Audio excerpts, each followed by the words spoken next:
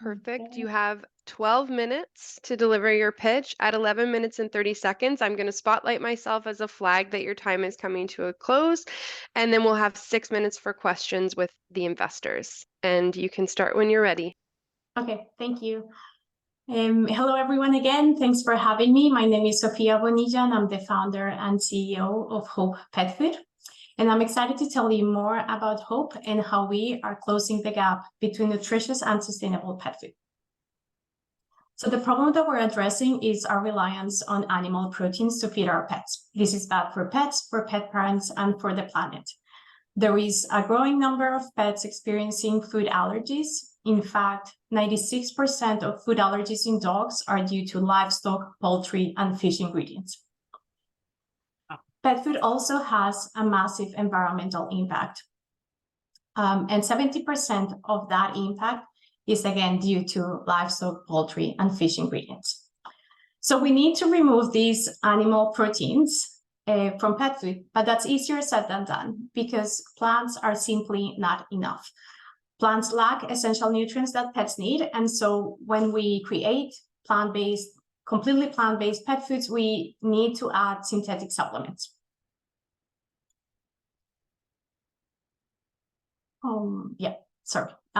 Our solution is to create pet food that goes above and beyond meat and plants and use novel ingredients from insects, algae, and fungi. Our ingredients are hypoallergenic. They help us add all the nutrients that pets need. They also significantly reduce the environmental impact from 50 to 70% compared to which traditional protein you compared it to. And a critical aspect of this solution is that pets love the nutty umami taste of these ingredients. The good news is that novel ingredients are already commercially available so that we can incorporate them in our formulas. But going forward, there is so much potential to bring more novel ingredients so that we can continue providing nutrients that pets need and reduce our reliance to synthetic supplements. Our approach is to use science to create proprietary meat-free and fish-free formulas, and while reducing the use of synthetic supplements, and we already have some products in the market, and we are also working on our own patent-pending ingredients. We identified a novel algae that provides essential nutrients that pets need that have been traditionally sourced from animal proteins or synthetic supplements, and we have registered and unregistered IP for this innovation. The pet food market is thriving and resilient and is worth over $150 billion. Our segment is still in its infancy. It's the alternative protein pet food market, but considering insights from plant-based and insect-based segments, we project our addressable market in North America to be over $10 billion in the next 5 years. It's also an exciting time to be in pet food, but more specifically to be in this segment because there are key industry trends driving growth, such as premiumization, functionality, sustainability, and the idea of looking at food as medicine. These are considerations that pet parents have all the time when they select pet food for their pets. We know early adopters are driven by sensitivities and allergies, but they also value natural, functional, and sustainable products.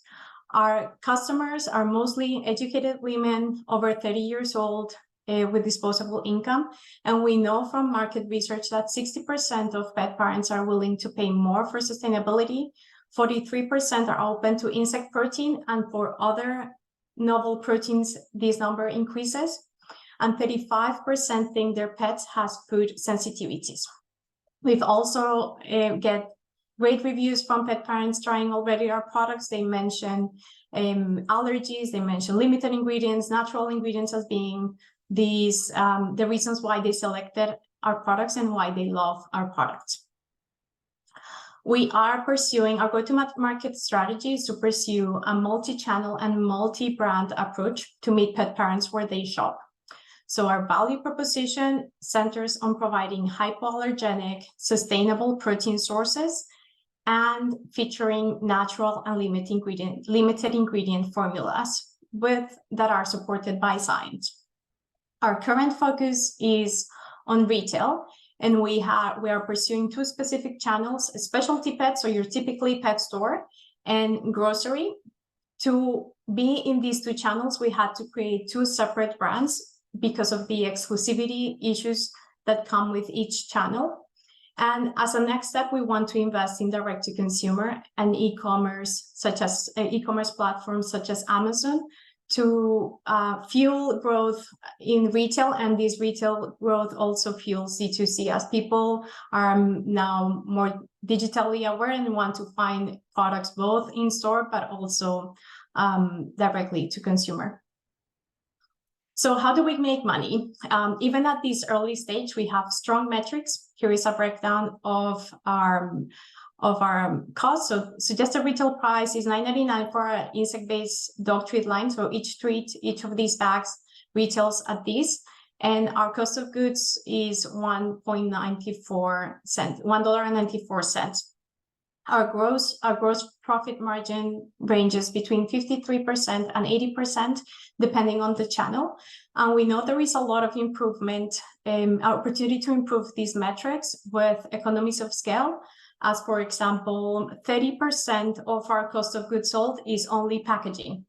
So each bag contributes 30% of these costs. So we know that with volumes, we'll be able to improve these numbers. Our competitive advantage is clean labels, ingredient diversity, and our evidence-based approach. So competitors range from traditional pet food, traditional companies. These are the major players. And then we have some premium companies really still use traditional ingredients. They have cleaner labels.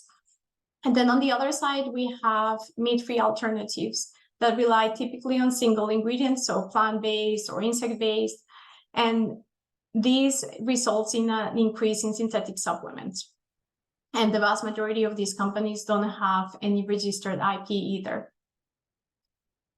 So in the past 2 years, we've made significant progress and lots of pivots along the way, but we've established supply chains to produce our insect-based line, and we currently work with 3 different manufacturers for each format, like one manufacturer for 3 of our different formats. We have a patent pending ingredients in the pipeline. We have a US patent filed, and we have more IP to register in the next few months. We have obtained over $250,000 in undiluted funds. And we've recently secured distribution in specialty pet and grocery. And a couple of weeks ago, we got our B Corp certification. We're now in 41 stores, which represents significant growth from last year. And with this added distribution network that we were able to secure this summer, what we can see, we can already see the progress in getting into these stores. So we're working with Ava Pet Products as our distributor in specialty pet for the Hope brand in Western Canada. And they have over 400 points of sales, access to those points of sale. And then John Luke and Neil is our national distributor for grocery, and they have over 4,000 stores in their network. And so we are already listed, even in these couple of months that we have these partnerships, we're already getting listed in these 4 retailers, and we are in conversations with all of these and more to get our products, our 2 brands into retail. In the next 18 months, we want to leverage this distribution network to grow our presence in Canada, and we'll expand product offering and launch in the US in Q3 next year. So with added new products in early 2025. With this, we want to reach $190,000 in sales per month by mid-2025. Our projections show strong growth in the next 3 years, fueled by extended product offering and distribution. So this is where we expect to end our year. And in 2024, with increased retail presence in specialty pet, grocery, and added e-commerce efforts and direct-to-consumer and e-commerce efforts, these are our target sales. And because we're going to launch in 2024 in the US, we'll expect to see faster growth in Canada and US expansion, plus the product offering expansion that we will have in 2025 to really fuel that growth in the next coming years. We will reach positive net income by the end of 2026. It's not shown here, but it's shown in the financial projections. To meet the team behind Hope, I am Sofia Bonilla, and I'm the CEO, and I have over 15 years of experience working at the intersection of biology, environment, and engineering. My expertise is in alternative proteins, and that's how I started the company. I lead our small and mighty team, and with the support of various advisors, and I'm just showing here 3 of them.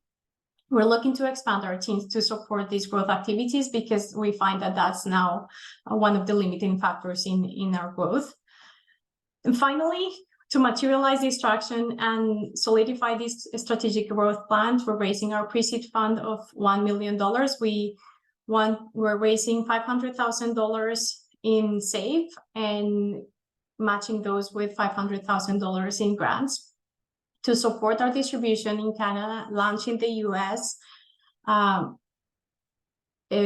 support our product development of our fungi-based line, and advance our technology readiness level from 3 to 6 of our patent pending ingredients. And half of these funds will be allocated to support marketing and sales function, and the rest to support R&D and administration costs. And thanks for your time, and I'm happy to take any questions. Great Thanks, job, Sofia. Sophia. Yeah, a fantastic job. But I just, as questions come up on the chat, I want to just make sure I understand your ask. From an investment standpoint, you're looking for 500 and then Yes. another 500 grants. Yes, correct.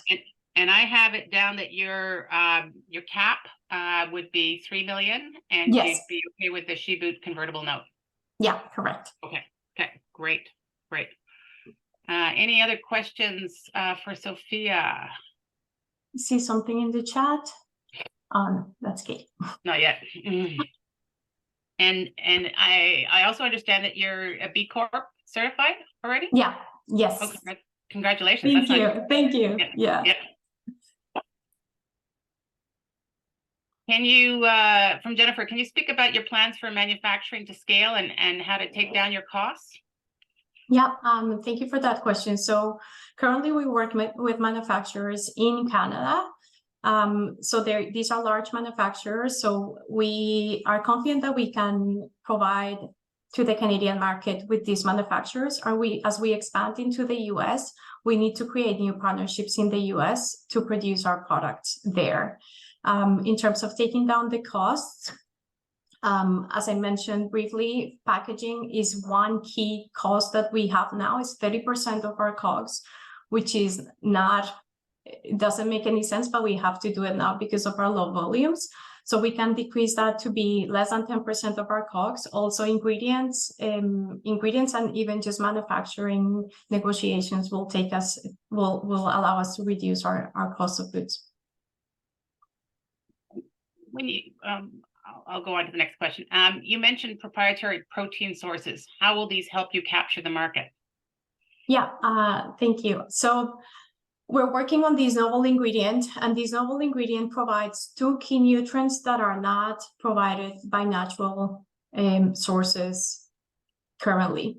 So what this allows us is to really market our products as natural, nutritious, and sustainable, which now you always leave one behind. You're either natural and sustainable, and then you're not as nutritious.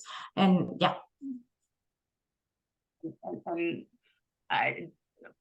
Going on, what do you think is required to get the mainstream pet market to adopt alternative protein sources to grow revenue faster? Education, yeah. To be fully mainstream is education. We know that, for example, 43% of pet parents are open to insect protein, and when you provide some education to them, that numbers increases to almost 60%. So continued education will play a big role. And then what do you perceive as the biggest threat? for how I see it is just like how fast we can do it, because there are players coming into the pet food, into the alternative protein pet food space, and we are in a position where we're still a bit like the leaders in some aspects. But as big companies come in, then that will create some issues. But that's also our exit strategy, is just being acquired by one of these larger companies. And then from Nina is I imagine that, sorry, the chat is the consumers. Yeah, so that's a great question. So we are part of the effort that we need to make in marketing and sales is really to improve brand awareness. So that's where most of the investment will go to, because that's critical to be recognized on shelves, to people to go to our website. And brand recognition also comes with being on shelf, because people trust better if they see that their product is on a store. Okay.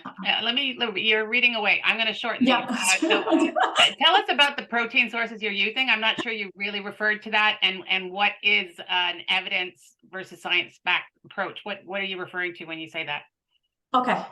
So on the protein sources is really more than protein, because what we find is that protein is relatively easy to provide, but the micronutrients that pets need, because they need complete and balanced food, and they need to have all the nutrients in that one food, that's what we're providing with this novel ingredient that also has protein, but that's not really a key differentiator. So it provides taurine and arachidonic acid, which are essential nutrients for dogs and cats.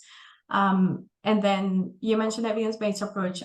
Okay, yeah. So when you look at the landscape, you have premium companies, and they're really very marketing heavy and don't have any solid evidence of their products. They don't do long-term health studies. They don't do digestibility, palatability tests. So that's where we want to also